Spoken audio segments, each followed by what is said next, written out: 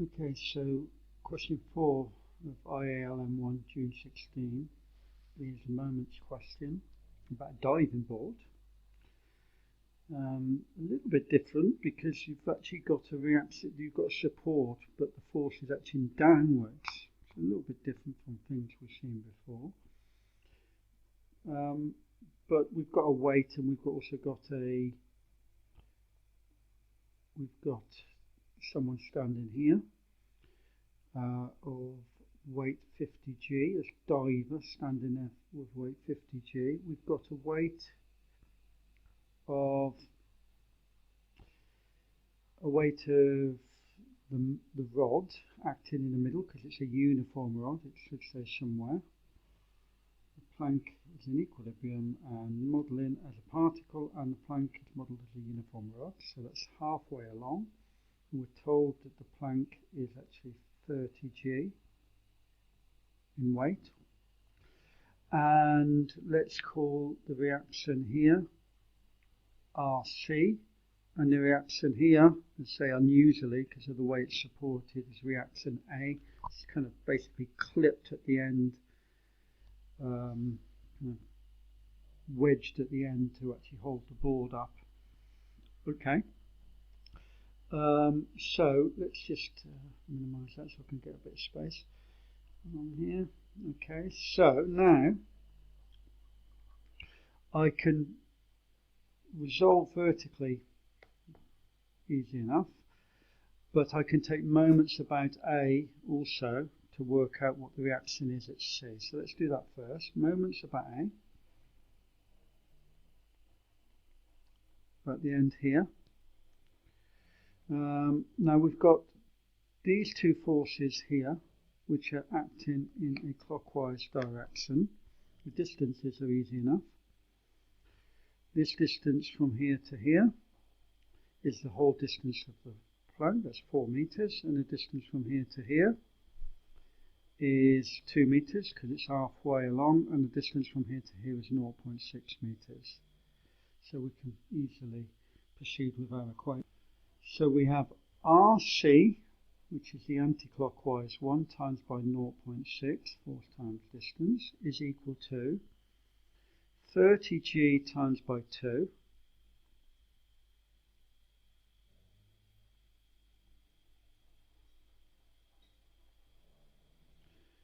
plus 50g times 4.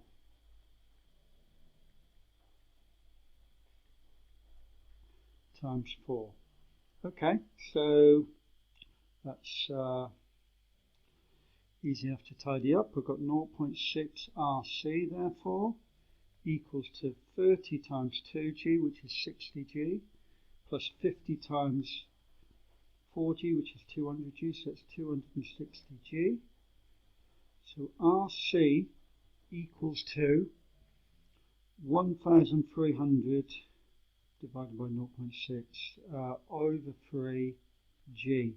Maxim did accept that as an answer, but don't then change this to a decimal because it's a recurring decimal. So it can be left like that.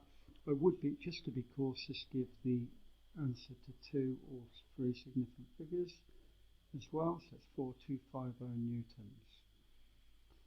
Okay, let's say to work out the other one, it's normally easier with these questions to resolve. Don't do it, take another moment's equation. Students do, I don't know why, but resolving vertically is going to normally be a much easier way to get the other force. So we've got RA plus, RA is plus 30g, because these are all going downwards, plus 50g is equal to RC, which is 1,300.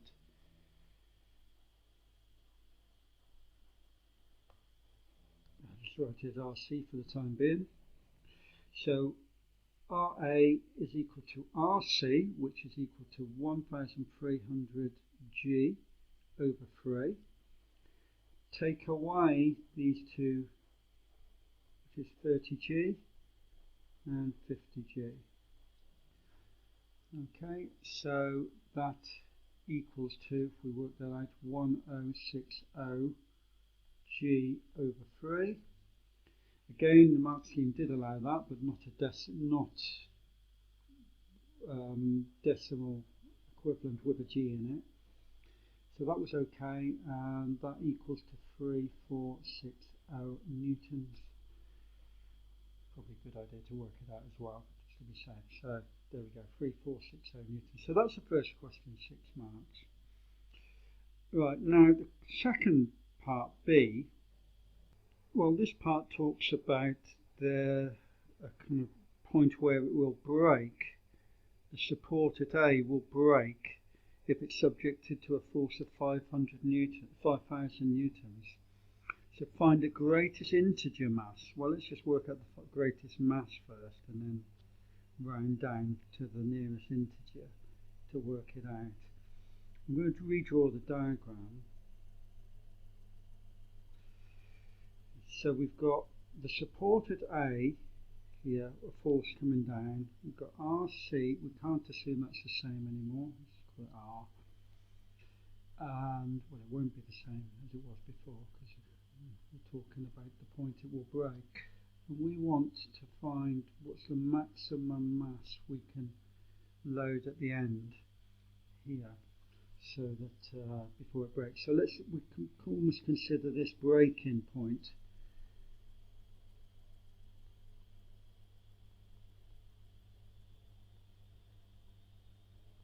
We're considering the breaking point, the point at which it will break. So, and we're saying at that point this will be 5,000.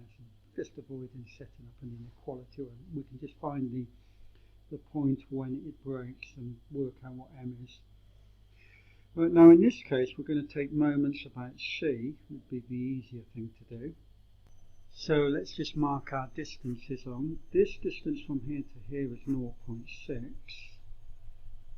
The distance from here to here is equal to, well, it's 2 meters from the end, so it's 2 take away 0.6, so that's 1.4. And the distance from here to here is 4 take away 0.6, so that's 3.4. Okay, so we're going to take moments about C. So all we need to take care of is making sure that the directions are the same. Well, the only one that's going anti-clockwise here is the 5,000, which is the support at A. So that's 5,000 times by the distance, 0.6,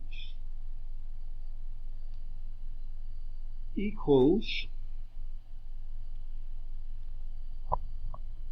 sorry about the washing machine in the background, hopefully it doesn't disturb it too much, equals to the 30G times by the 1.4,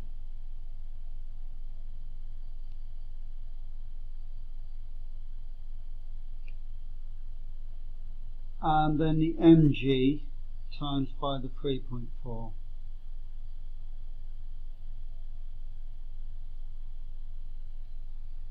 Okay, so multiplying all that out, this is 3,000, 30G times 9.8, so 30 times 9.8 times 1.4 is 411.6, plus 3.4 times 9.8 m, that's 33.32 m. So we can then say m equals to 3,000 minus 411.6, taken away, and then divide by 33.32. So that's the breaking mass is 77.68 kilograms. Right, now the thing is, it wants the greatest integer that it is before it breaks. If it's anything more than 77.68, in other words 78, it will break. But the question says the greatest integer who can stand at the board at B without breaking, so it doesn't break. So the greatest integer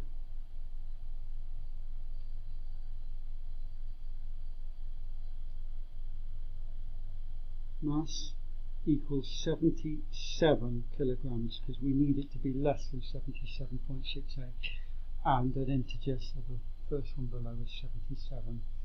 After doing this question, I checked a number of times, because I thought, well, I'm just a bit more than 77 kilograms, so quite a lot of people are going to break this board at this stage. But there we go. Mechanics, people who write these questions, sometimes they perhaps don't worry about those things, or maybe they have a macabre sense of humour, imagining people on the end of the board.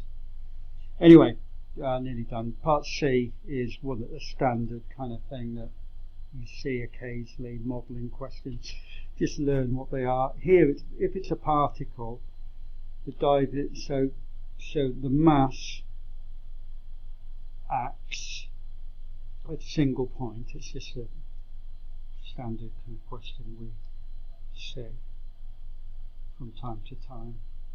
Okay, so that's question 4 done.